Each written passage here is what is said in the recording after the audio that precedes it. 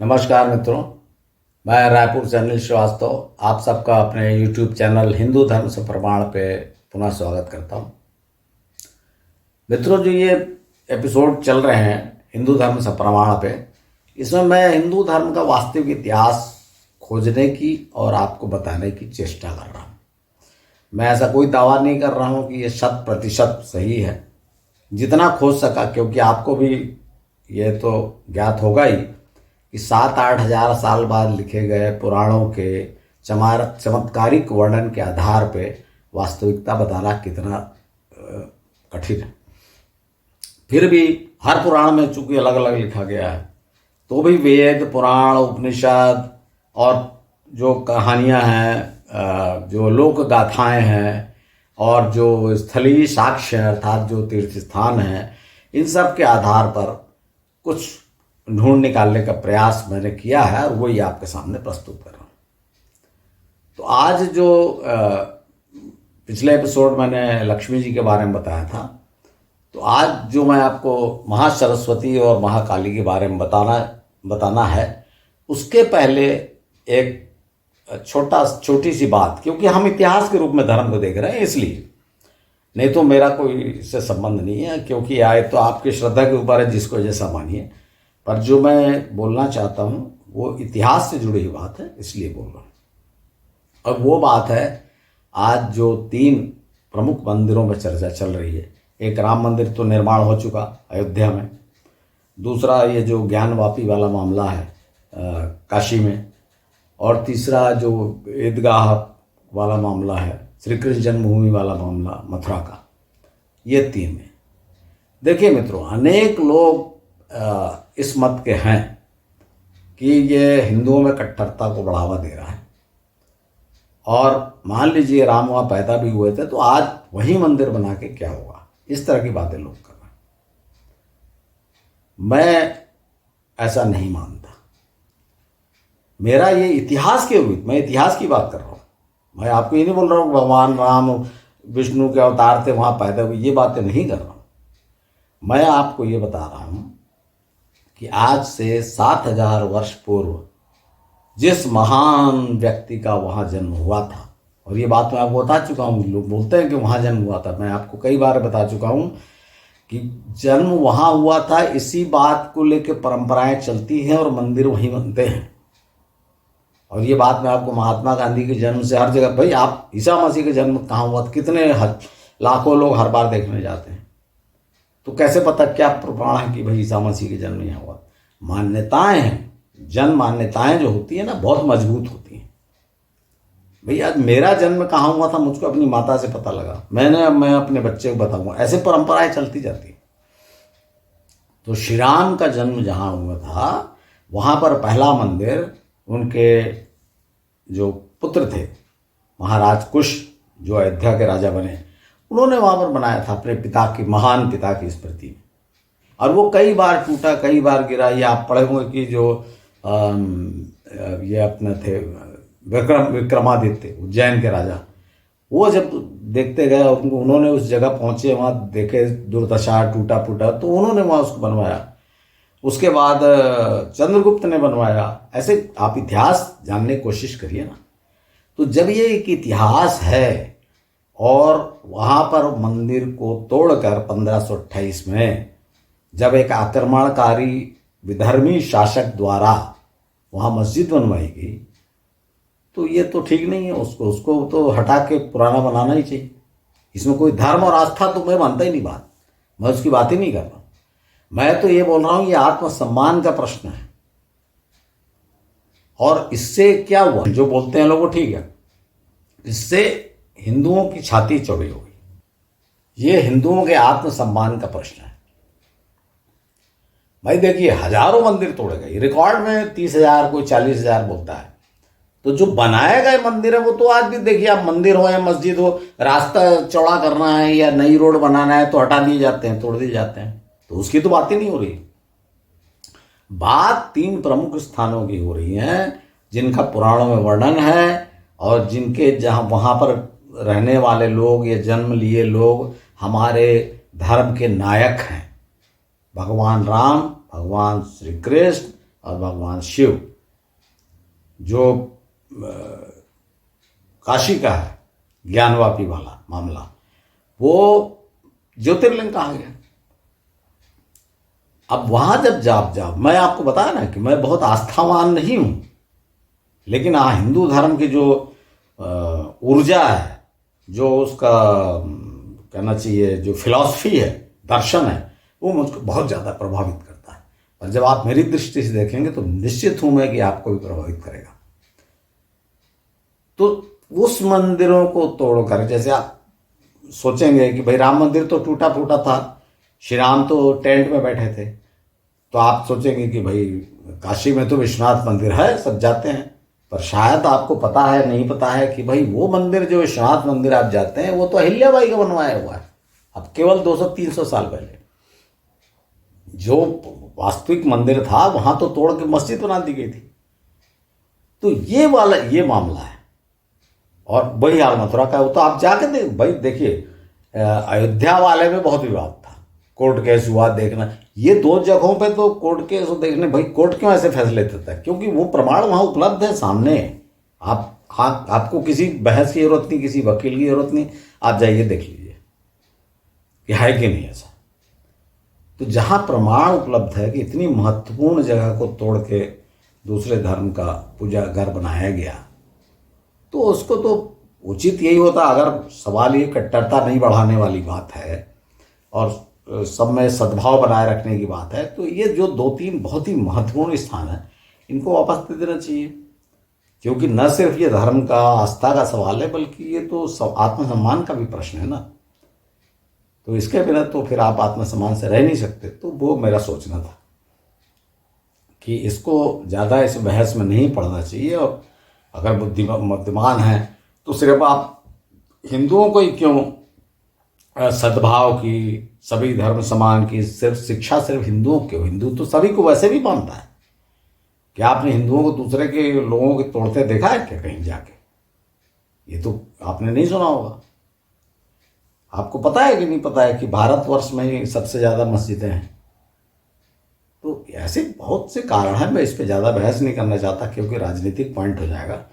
मैं तो चूंकि अब ये गरम मसाला हल्ला हो रहा है, तो मैंने कहा अब चूंकि मैं इतिहास बोल रहा हूँ तो इसलिए धर्म को इतिहास के रूप में देख के ये 3 हमारे ऐतिहासिक स्थान हैं। मैं तो ये बोल रहा हूँ जहाँ हमारे महान पूर्वजों ने जन्म लिया था या उनका महत्वपूर्ण स्थान था। काशी का तो आपको पता ही है ना, शिव की नगरी। तो जो मूल मंदिर था वहाँ पर अगर दूसरे धर्म का कोई इबादतगाह रहे तो कैसा लगेगा? तो ये वाली बात है। और इसको दूसरे धर्मों को भी समझना चाहिए और तथाकथित जो सेकुलर है, कम्युनिस्ट हैं, उनको भी समझना चाहिए। तो मित्रों, अब आइए हम आज के अपने विषय पे फोकस करते हैं। मित्रों, मैं जो आपको बताने की कोशिश कर रहा हूँ, आप किसी भी अन्य चैनल, सैकड़ों चैनल है जो धर्म पे बताते रहते हैं, कोई पुराण पे बताता है, कोई बड़े गहरी गहरी बातें बता रहा है। मैं तो आपको बहुत ही सीधी साधारण बातें बता रहा हूँ और इतिहास के रूप में बता रहा हूँ। क्योंकि वास्तव में क्या हुआ था और उसका बड़ा कारण जो मेरे को ये प्रेरणा मिली कि ऐसा बताना चाहिए, उसका बड़ा कारण ये है कि ये जो चमत्कारपूर्ण कहानी और बड़ी अजीब अजीब, मैं आपको बताऊंगा तो आप तुरंत रिजेक्ट कर देंगे कि ये सब क्या है। तो जब नई पीढ़ी इन कहानियों को पढ़ती है ना, तो वो इनको गप समझती है। और इसीलिए आप स्वयं भी इनके अंग्रेजी लोगों को कहा हुआ है, सब माइथोलॉजी कहते हैं ना इसको, गप, कल्पना। तो ऐसा नहीं है, चूंकि एक उसके कारण है कि भाई तो हजारों साल बाद लिखे गए पुराण घटनाओं के, और दूसरा कवियों के द्वारा लिखे गए। फिर भक्त थे वो, तो उन्होंने अपने जो इष्ट देव को बड़ा एकदम चमत्कारपूर्ण महान बता दिया। तो इन सब कारणों से उसे बहुत ही पाखंड और अजीब अजीब रीति रिवाज, मान्यताएं, जैसे भगवान है या देवता हैं तो भाई वो साधारण मनुष्य के समान सेक्स कैसे करेंगे? तो इसलिए जन्म देखिए आप कैसे क्या हुआ, विचित्र टाइप का एकदम। वो क्या यहाँ बताना भी ठीक नहीं है। तो मित्रों, ये सब कुछ छोड़ के हम अपने प्रयास पे लगे रहें कि हम इतिहास जानने की कोशिश करें। तो देखिए, मैंने आपको पिछले 2 एपिसोड में बताया था कि जो आद्याशक्ति देवी हैं, उन्होंने अपने 3 शक्तियों को, 3 अंशों को ब्रह्मा विष्णु महेश को दिया शक्ति के रूप में। उनको जो कार्य दिए गए थे उसको करने के लिए उनको शक्ति चाहिए थी, 3 दिए, ऐसा वर्णन है। तो ये वर्णन क्यों है? ये वर्णन इसलिए है, जो आज भी हम समाज में देखते हैं कि पत्नी को पति की शक्ति कहा जाता है। तो शक्ति चाहिए कुछ भी करने के लिए। तो एक तो ये बात हो गई। तो फिर इसमें जो शक्ति पूजक लोग हैं, शाक्त लोग हैं, वो नारी शक्ति को प्रधान मानते हैं। तो वो वाली बात इसमें आ गई। दूसरी बात आप ये देखिए कि जो ये भगवान विष्णु को महालक्ष्मी दी गई, ब्रह्मा को महासरस्वती दी गई, और भगवान शिव को महाकाली दी गई। तो ये भी आप इसको भी एक नज़र डालिए, क्यों ऐसा हुआ। पिछले एपिसोड में मैंने आपको नहीं बताया था ये कि भाई महालक्ष्मी दी गई हो तो ठीक है, पर महालक्ष्मी विष्णु को क्यों दी गई? तो देखिए, पहले इन तीनों जो शक्तियां हैं, एक शक्तियां क्या कर सकती हैं वो देखिए पहले, और फिर तो 3 जो हमारे जो प्रमुख देवता हैं उनके काम क्या थे वो देखिए। तो ब्रह्मा का क्या काम है? सृष्टि की रचना करना। अब सृष्टि की रचना करने में बहुत बुद्धि की आवश्यकता है कि भाई कैसे रचना है। आप देख रहे हैं सृष्टि की रचना कितनी कॉम्प्लिकेटेड है। अरे शरीर की रचना ही देख लीजिए कितनी कॉम्प्लिकेटेड है। तो उसके लिए चाहिए बुद्धि, और सरस्वती क्या है? बुद्धि की देवी। तो अर्थात ब्रह्मा को बहुत जबरदस्त बुद्धि दी गई। फिर आते हैं भगवान विष्णु। भगवान विष्णु क्या काम है? सृष्टि का पालन करना। सृष्टि का पालन करने के लिए क्या चाहिए? धन। तो उनकी शक्ति क्या बनी? महालक्ष्मी। फिर भगवान शिव, उनका काम क्या है? संहार। भगवान शिव यहाँ कॉमन बोल दिया गया, मतलब महाकाल है। महाकाल का काम क्या है? काल से भी बड़े महाकाल। तो उनका काम है संहार। तो उनकी शक्ति का क्या नाम है? महाकाली। तो ये भी समझते चलिए, कोई ऐसे साधारण बोल देने में कि इसको महाकाली दी गई, इसको लगना, ऐसा नहीं। जो उनको काम दिए गए उनके अनुसार, उसके अनुसार उनको शक्ति दी गई। इस बात को समझिए। तो मित्रों, पिछले एपिसोड में मैंने आपको महालक्ष्मी के बारे में बताया था, और उसमें आप तो काफ़ी कुछ जानते थे, लेकिन सबसे ज़्यादा रहस्यपूर्ण जो है ना, वो महासरस्वती। महाकाली के बारे में भी उतना प्रॉब्लम नहीं है, क्योंकि देखिए, मैंने आपको पिछले जो रुद्र वाले एपिसोड में बताया था कि जो कहना चाहिए जो तंत्र वाला समुदाय पैदा हुआ भैरव के बाद, उसमें महाकाल हुए। जो उज्जैन का महाकाल बताया था मैंने आपको, तो महाकाल की पत्नी का नाम महाकाली। ये भी श्लोक आपको दिखाया था कि महाकाल की पत्नी का नाम है महाकाली। और महाकाली का रूप आप देखिए कैसा है, शस्त्र लिए हुए, जीभ निकाले, एकदम भयानक चेहरा। तो ये संहारकर्ता का रूप है, महाकाल की शक्ति। तो ये तो आपको क्लियर है ये महाकाली है।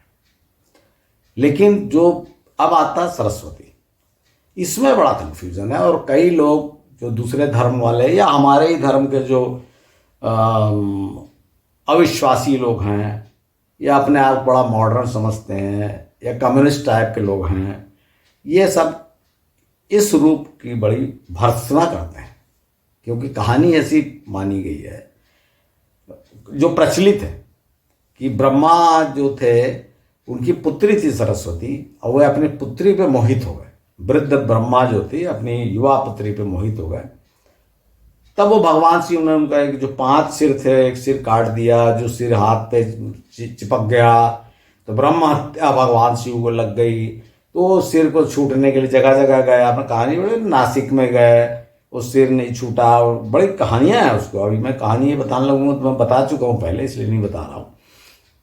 और आखिरी में वो जो बद्रीनाथ में जो अलकनंदा के तट पे जो एक चट्टान है जिसे ब्रह्म कपाल कहा जाता है, तो वहाँ पर वो सिर छूटा उनके हाथ से, और मतलब कहना चाहिए वो ब्रह्म हत्या के पाप से वहाँ मुक्त हुए। ये स्टोरी तो मतलब अर्थात ये स्टोरी ये है कि ब्रह्मा जो थे अपनी पुत्री पे मुग्ध हो गए, ये आप जानते हैं और आपके मन में बैठा हुआ है, हिंदुओं के मन में बैठा हुआ कि हाँ ऐसा हुआ था। मैं आपको यहाँ बता रहा हूँ कि ये गलत बात है। क्यों कि मैंने सब पुराण ढूंढ डाले, मुझको ये बात कहीं नहीं मिली कि सरस्वती अगर ब्रह्मा की पुत्री थी तो उनकी माता का क्या नाम था। या आप अगर कोई भी साधु बड़ा शास्त्रों का विद्वान अगर जानता हो तो बता दे कि सरस्वती की माता का क्या नाम था जो ब्रह्मा की पत्नी थी, तभी तो पुत्री हुई। देखिए मित्रों, यहां पर यह बात को याद रखिए कि शक्ति दी गई अर्थात बुद्धि दी गई उनको, या ये कह सकते हैं कि कोई बहुत ही, समझ लीजिए कि एक कन्या है, ब्रह्मा की पालिता पुत्री, मान लीजिए किसी को ब्रह्मा ने शरण दे दी और युवा होने पे वो बड़ी खूबसूरत हुई तो ब्रह्मा का मन डोल गया, ये संभव है। पर जैसा मैंने आपको बताया कि कवियों के द्वारा भी लिखा गया है ना ये, तो हो सकता है कि बुद्धि जो है उसको सरस्वती कहा गया, तो ब्रह्मा स्वयं अपनी बुद्धि पर मोहित हो गए। जैसे आपने कई जगह पढ़े ना, कई कहानियां हैं कि ब्रह्मा को अहंकार हो गया कि मैं इस सृष्टि की रचना किया, कि तुम कौन हो। उन्होंने विष्णु जी को भी नहीं माना। ये भी आपको बताया था, ज्योतिर्लिंग वाली कहानी, ज्योतिर्लिंग कैसे पैदा हुआ, ब्रह्मा के अहंकार के कारण हुआ था। तो ब्रह्मा के क्रोध से रुद्र पैदा, ऐसी उपड़ांग टाइप की बहुत सी कहानियां हैं। कहने का अर्थ यह है कि ब्रह्मा को अपनी बुद्धि पे घमंड हो गया था। तो एक तो ये कारण हो सकता है सरस्वती का, क्योंकि वो शक्ति है। याद रखिए ओरिजिनल कहानी क्या है कि जो आद्या शक्ति है देवी, उन्होंने अपनी शक्तियां दी इन तीनों को। तो वस्तुतः जैसे लक्ष्मी जी का तो मैंने आपको बता दिया कि वो भृगु ऋषि की पुत्री थी और नारायण से विवाह हुआ था, लेकिन सरस्वती किसकी पुत्री थी ये कहीं मेंशन नहीं है। और सरस्वती की जो आप पूजा करते हैं वो विद्या की देवी के रूप में, उनका नाम भारती, वाणी, ऐसा बहुत कई नाम है उनके, शारदा, ऐसे कई नाम है। तो और विद्यालयों में पूजा होती है सरस्वती पूजा बसंत पंचमी के दिन। तो ये सब जो बातें हैं ये बताती हैं, दर्शाती है कि उनको विद्या की देवी माना गया, बुद्धि की देवी माना गया सरस्वती को। और सरस्वती का जो वास्तविक रूप दिखता है सिर्फ एक ही दिखता है कि भाई वो सरस्वती नदी है। और यहां पर मैंने आपको कहानी पहले ही बताया था कि जो देवी पुराण के अनुसार जो कहानी है उसमें तो सरस्वती, गंगा और लक्ष्मी तीनों को विष्णु की पत्नी बता दिया गया। तो ज़्यादा कहानियों पे नहीं जाके और मन खराब न करके कि ब्रह्मा जी मुग्ध हो गए। अरे एक तरफ आप बोल रहे हो ब्रह्मा है तीन में से प्रथम और अपनी पुत्री मुग्ध हो गए, और पुत्री कौन थी, किससे पैदा पता नहीं। भाई ब्रह्मा की केवल दो पत्नियों का जिक्र है पुराणों में, और वे हैं सावित्री और गायत्री। जो पुष्कर जिन्होंने तीर्थ यात्रा की होगी उन्होंने देखा होगा वहां जाके। तो अब ये मुग्ध हो गए वाली जो बात है, मतलब जो मैं ये नहीं बोल रहा हूँ कि नहीं हुए होंगे किसी कन्या पे मुग्ध, किसी खूबसूरत कन्या पे, मैं सिर्फ ये बता रहा हूं कि वो उनकी पुत्री नहीं थी। बस हो सकता है उनको कोई बहुत बुद्धिमान कन्या रही हो जो उनको गाइड करती रही और उस पर वे मुक्त हो गए। तो इन बातों को आप थोड़ा सा ध्यान देके चलिए, मतलब इतिहास क्या है, क्योंकि बता देना और कहानियां तो मैंने आपको बताया ना, अगर कहानियां सुनाऊंगा पता नहीं कैसे लोग पुराण की कहानियां बताते रहते हैं, क्या बताते हैं, कहीं शिव पुराण कथा चल रही है तो कहीं कुछ चल रहा है, इतना अजीबोगरीब लिखा गया है। तो मुझको इससे ज़्यादा फर्क नहीं पड़ता। मैं तो उसमें ये खोजता हूँ कि वास्तविकता क्या है।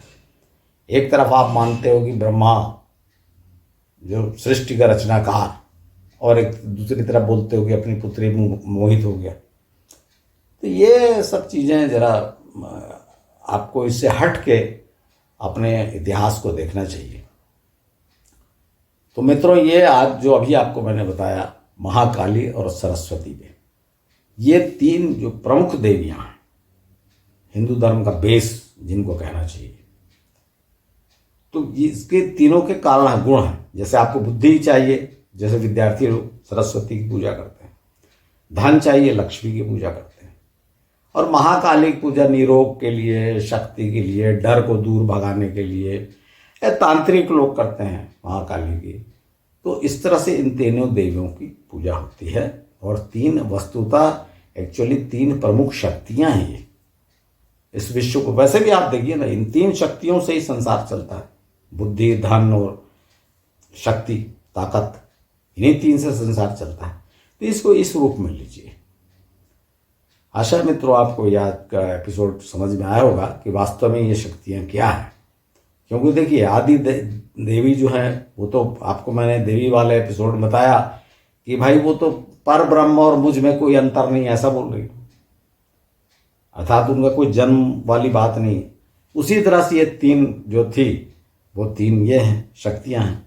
अब जो लक्ष्मी वाली बात मैंने बताया कि आप बोलेंगे कि लक्ष्मी थी या महाकाली थी, तो भाई नाम भी तो रखे जा सकते हैं। जो ओरिजिनल देवी जो शक्ति है, बाद में जो कन्याओं ने जन्म लिया, उनका नाम भी रखा जा सकता है। कोई ये बताया नहीं जा सकता कि नाम पहले आया कि वो कन्या पहले आई।